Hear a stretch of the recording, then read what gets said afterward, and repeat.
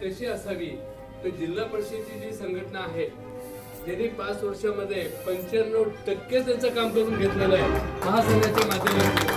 तर अशीच एक जिल्ह्याची संघटना आपण बांधणार आहोत आणि त्या माध्यमातून पाटील साहेब अनुभवी आहेत. माझे जे अध्यक्ष आहे आताचे अध्यक्ष हे काय जुनेच आहे परंतु याच्यावर अनुभव असल्यामुळे पाटील साहेब काही टेन्शन घ्यायचं नाही.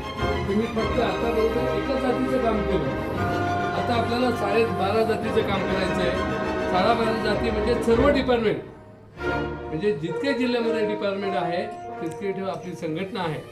सगळ्याचा अनुभव तुम्हाला येईल आणि निश्चितपणे आपण पुढे जाऊ आणि आपला पालघर जिल्हा महाराष्ट्रामध्ये सक्रिय आणि अग्रेसर कसा होईल.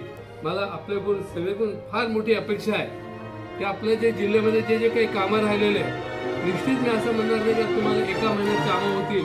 फक्त 6 महिने आम्हाला द्या, तुम्हाला आउटपुट तुमच्या समोरच दिसेल.